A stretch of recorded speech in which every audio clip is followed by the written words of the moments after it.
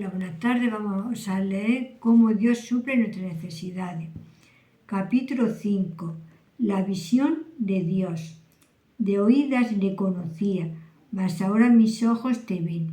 Por tanto, retrato mis palabras y me arrepiento en polvo y ceniza. Job 42, 5, 6. El libro de Job es el poema más antiguo que se conserva y nos presenta algunas de las enseñanzas más profundas de la revelación divina. Es un drama inspirado y su objetivo es doble. Primero, mostrar los principios del gobierno moral de Dios en sus tratos con el hombre. Segundo, mostrar lo inadecuado de la naturaleza humana para resistir las pruebas de la vida sin una comprensión espiritual profunda. La figura principal del drama es un hombre que descuella su generación con las cualidades más hermosas del carácter humano. Por testimonio divino, era un buen hombre, el mejor de la tierra, que temía a Dios y evitaba el mal. Sin duda, era un siervo de Dios y podríamos llamarle hoy convertido, pero no había pasado todavía por la experiencia profunda de la crucifixión propia que lleva al alma a la naturaleza divina y a la experiencia de la verdadera santificación. Dios permitió que este hombre sufriera pruebas severísimas. La primera parte del drama aparece la pregunta requisitoria de sus amigos y consejeros para dilucidar las causas y aplicaciones de su prueba peculiar. 3 amigos le visitaron, 3 eminentes filósofos y moralistas, que representaban la flor innata de la sabiduría del mundo. Sus nombres eran un compendio del honor, la fuerza, la riqueza, la belleza y la sabiduría del mundo. Día tras día, a lo largo de los prolongados y penosos sufrimientos de Job, estuvieron sentados a su lado tratando en vano de instruirle en los principios del gobierno divino y demostrarle que tenía que ser culpable de alguna gran iniquidad. De otro modo, Dios no le habría afligido de aquella manera.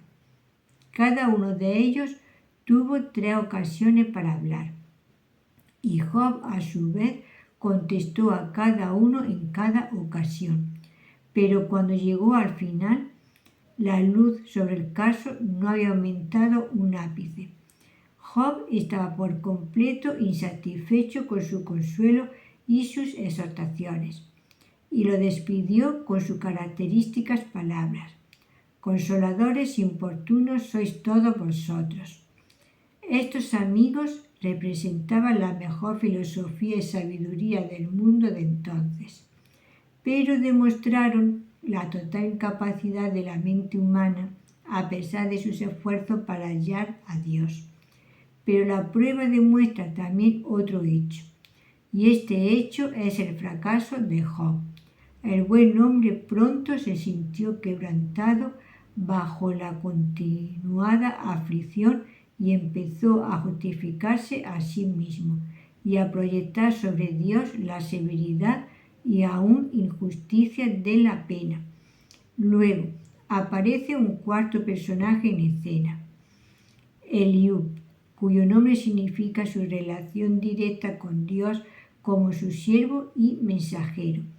Este vino con un mensaje enteramente nuevo, a saber, la inspirada palabra de Dios mismo. Habló 2 veces y Job le respondió también, pero toda su profunda enseñanza espiritual cayó en vano sobre los oídos del atribulado Job. Era necesaria una influencia mayor, un toque divino, para que su corazón se rindiera y pudiera aprovechar la lección. Al final llegó la revelación directa de Dios mismo, después de haber hablado todos, y de que Job hubiera repetido sus quejas y sus justificaciones personales. Dios apareció de repente en escena en una visión sublime de poder y majestad, y le habló en medio del torbellino. El mensaje se presenta en dos secciones interrumpidas por una breve pausa y sumisión ante la represión de Dios. ¿Contenderá el discutidor en el Omnipotente? El que disputa con Dios responde a esto. Y Job contestó: He aquí que yo soy vil. ¿Qué te responderé? Mi mano pongo sobre mi boca. Una vez hablé, mas no responderé. Aún 2 veces, mas no volveré a hablar. Job 40, 2-5. Luego, Dios, en su mensaje, que ocupa los 2 capítulos siguientes, le presenta a Job su majestad y gloria en la creación natural, indicando las fuerzas de la naturaleza, las estrellas en sus cursos, las leyes celestes, las nubes y los relámpagos, las fuentes del mar, la providencia que provee para necesidades de todos los seres vivos, los instintos de los pájaros, las poderosas criaturas que pueblan el mar y los bosques, y ante la visión desplegada de la magnificencia divina. Este humillado penitente vio deshacerse todo su orgullo, y su deseo de reivindicación se desvaneció y exclamó: De oídas te conocía, mas ahora mis ojos te ven. Por tanto, retracto mis palabras, y me arrepiento en polvo y ceniza. Este fue el final de la crisis de la vida espiritual de Job. Esta fue la muerte de su yo y el principio de la vida de Dios. Y a partir de este momento, el curso de la historia cambia en redondo, y toda la experiencia de Job es transformada. En el momento en que se condenó a sí mismo, Dios empezó a justificarle. En el momento que se hundió en el polvo, Dios empezó a levantarlo. En el momento que se cesaron sus argumentos y su litigar con los amigos y empezó a orar por ellos, Dios le puso en libertad de su cautividad y puso a sus amigos en actitud humilde ante Job, pidiéndole perdón. Job oró por ellos y Jehová aceptó la oración de Job. A partir de aquel momento, incluso sus circunstancias temporales cambiaron. Terminó su tribulación y todo lo que se le había quitado le fue restaurado doble. A partir de aquel momento, la vida influyó en un nuevo plano de resurrección, de poder, de gloria y bendición. Miremos, pues, más de cerca lo que ocurrió en este punto crucial, esta crisis de una vida, este gran ejemplo que Dios nos presenta en la historia de su siervo de antaño. Una de las palabras del texto nos recuerda el valor de la revelación de la verdad divina. De oídas te conocía. Esto describe la revelación que nos llega por el oído externo y la natural inteligencia que representa. En el drama del libro de Job, Eliú representa la revelación de la palabra de Dios que nos llega al oído y a la mente. Ahora bien, no hay que decir que la revelación de la voluntad y el propósito de Dios es absolutamente necesaria y es el fundamento de todas las revelaciones más profundas para el alma. Pero al mismo tiempo, la revelación de la verdad no basta, a menos que tenga lugar la revelación más profunda de Dios mismo en el espíritu interior por medio del Espíritu Santo. Se requiere la mente espiritual para comprender la enseñanza del Espíritu. El intelecto natural y frío no puede recibir las cosas de Dios meramente por el oído. Por tanto, muchas de las mentes más brillantes y profundas han fracasado en su intento de comprender la profunda enseñanza de las Escrituras, y a causa de su propia alta crítica, se han convertido en enemigos de la Biblia y han interpretado mal el libro que ellos profesan y pretenden explicar a dilucidar. La mayor debilidad del cristianismo hoy consiste en el hecho de que muchos de sus seguidores solo saben de Dios de oídas. Segundo, en el texto se nos enseña la necesidad de una revelación más profunda de Dios mismo. Ahora mis ojos te ven, exclama Job. No es la verdad, sino el Dios de verdad.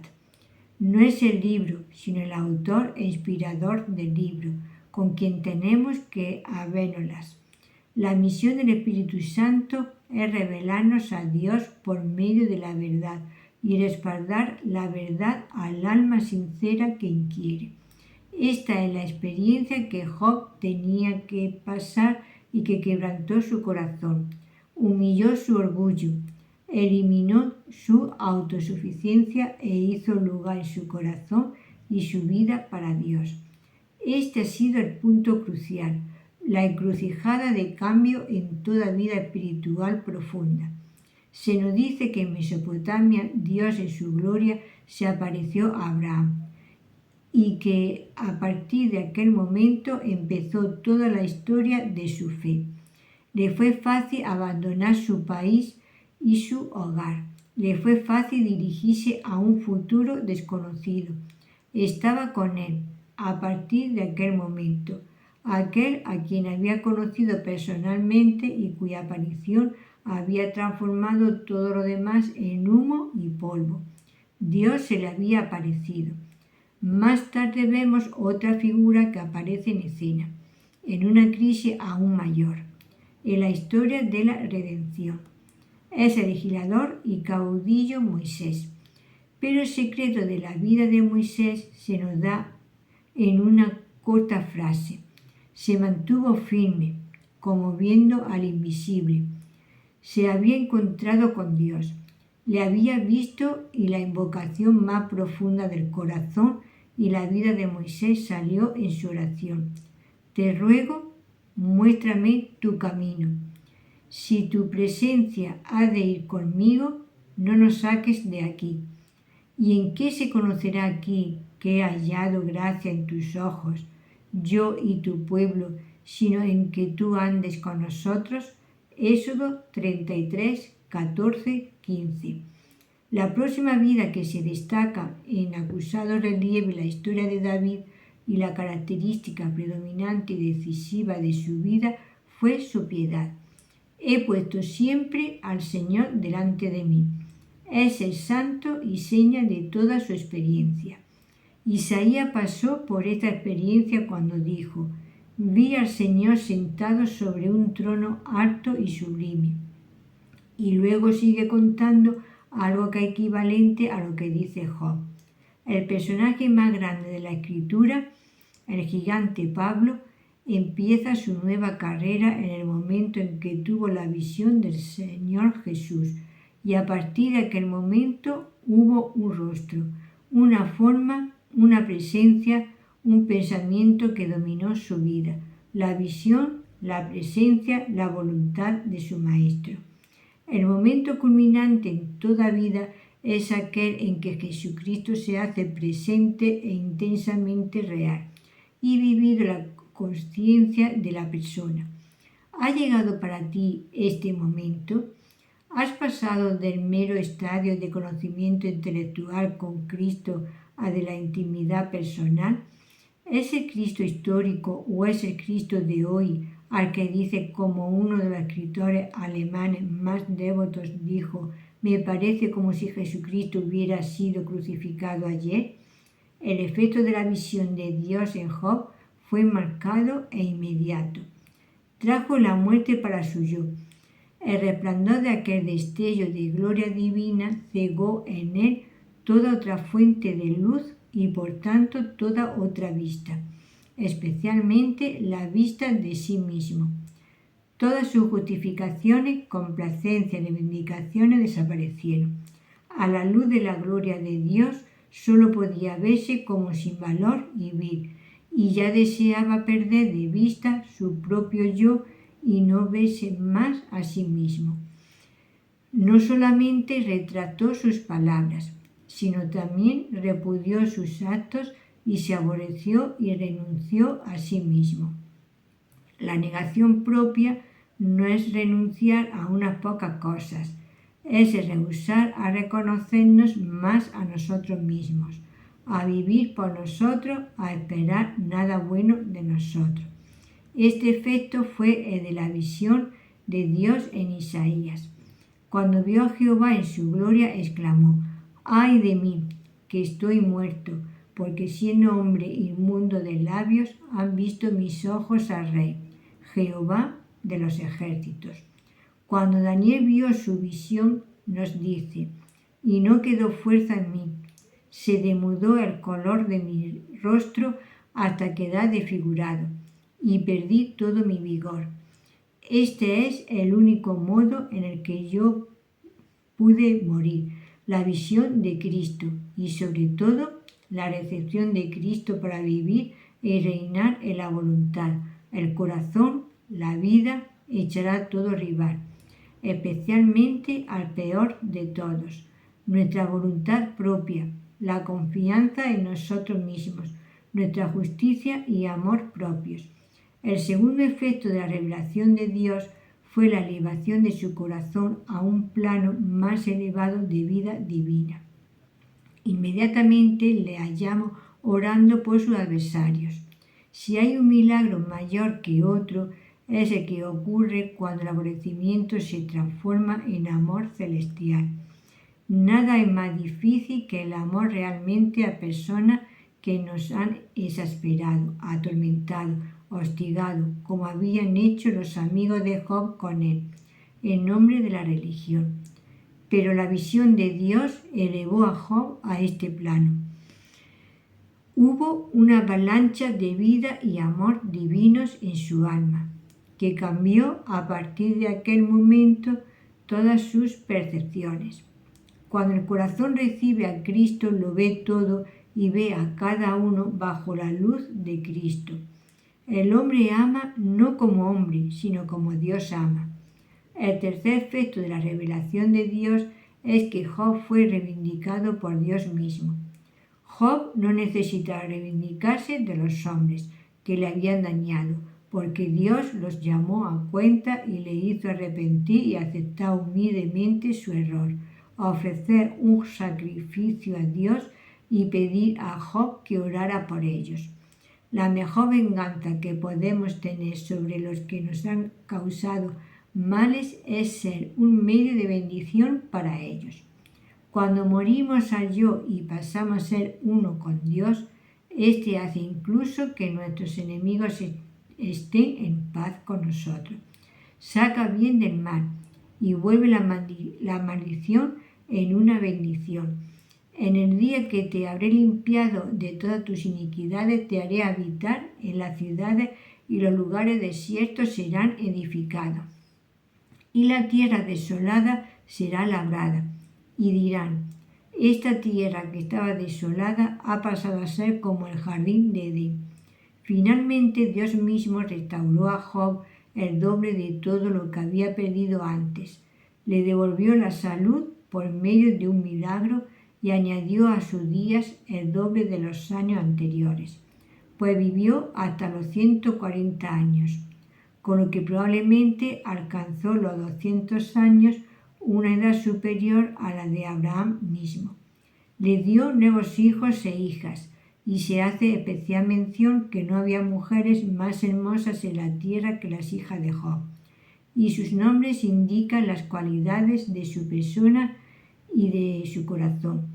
Le devolvió sus propiedades, de modo que tuvo el doble en cada especie de animales de lo que había poseído antes. Dios bendijo las postrimerías de Job más que su primer estado. Todo esto es verdadero. Buscad primeramente el reino de Dios y su justicia, y todas las demás cosas os serán añadidas. No tiene por qué ser en este mundo, ya que la prosperidad terrenal no puede ser medida en proporción a los bienes espirituales. Pero antes de que la verdadera vida vea su ciclo completo, pasará a ser una realidad, porque esta vida no es sino un pequeño fragmento del total. Será cuando Él vuelva otra vez que todas las promesas de su bendición serán recibidas por el alma consagrada. Entonces todas las cosas serán añadidas. Todo aquel que haya perdido su casa o sus tierras por amor de Cristo recibirá proporción del 100 por 1, no ya el doble.